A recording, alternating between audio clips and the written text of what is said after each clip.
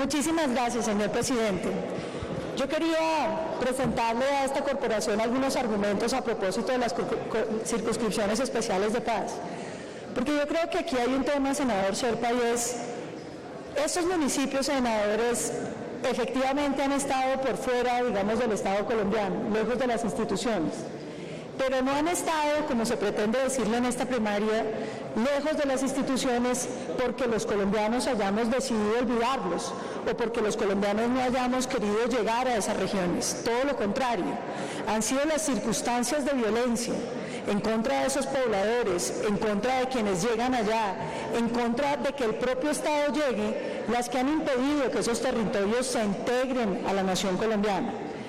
Y entonces, senador Enríquez, nos parece sumamente grave que en esos mismos territorios que han estado alejados, digamos, de la institucionalidad colombiana, hoy se pretenda vedar la entrada de instituciones tan importantes como los partidos políticos. Porque, señor presidente, de lo que se trata aquí es que estos han sido municipios donde los colombianos no han podido decir libremente que pertenecen al Partido Liberal, senador Sherpa, que pertenecen al Partido Conservador, porque habían sido amenazados, porque la presencia de los grupos armados había impedido el legítimo ejercicio democrático de los ciudadanos en esos municipios. Y no puede ser que entonces ese miedo a poder expresar libremente la posición política de esos colombianos hoy la suplante la Constitución diciendo que por prohibición constitucional siguen sin poder expresar su filiación política. Creo que este es un tema de la mayor importancia, porque de lo que se trata es de si los colombianos tenemos o no derecho a la libre filiación política. Es que excluir la participación política de los partidos políticos en determinados municipios equivale a decir que primero los partidos políticos son una cosa mala que tenemos que alejar de la política. Segundo, equivale a decir que como hay unas elecciones en las que todos los partidos participan, aquí habrá una especie de pseudo-nuevas jurisdicciones, pseudo-nuevos departamentos donde se van a crear unos movimientos políticos distintos. Yo creo, honorables senadores, que la experiencia que tuvo este país, senador García, con la Constitución del 91, cuando llegamos a tener más de 76 partidos, pues no fue una experiencia positiva para la democracia colombiana, senador Sherpa. Precisamente por eso vinieron las reformas constitucionales que trataron de reducir el número de partidos y de buscar el fortalecimiento de la institución de los partidos como mecanismo para poder avanzar en los debates democráticos. Y sí parece muy extraño que entonces se quiera decir que se va a dar participación política sin que haya presencia de los partidos, senadora Lepp, como si los partidos fueran el cáncer para la democracia, luego de que este mismo Congreso ha venido aprobando sendas iniciativas que buscan precisamente lo contrario, que es el fortalecimiento institucional de los partidos. Yo creo que si bien es loable que se piense que regiones que han estado marginadas de los debates políticos puedan tener representación en este Congreso, es muy grave que se haga restringiendo la posibilidad real de los partidos a participar en eso. Y lo digo por el caso del Centro Democrático. Municipios como los del sur del Tolima, donde yo lo contaba en la comisión primera, el Centro Democrático tuvo que poner su publicidad en horas de la noche, sin que nadie lo viera, porque era un riesgo para quienes son los líderes de nuestro partido poder siquiera repartir una publicidad del Centro Democrático en esos municipios por las amenazas del grupo narcoterrorista de las FARC. Y entonces cuando finalmente se dice que las FARC van a salir de esos territorios, y digamos que es cierto, aunque no vayamos a contar las disidencias, digamos que es cierto, entonces ahora los mismos miembros del Centro Democrático no pueden ser líderes del Centro Democrático entre las circunscripciones electorales porque a las FARC y al Congreso de Colombia y al presidente le parece que los partidos políticos no pueden tener acción en esos territorios. Yo creo que ese es un gran error.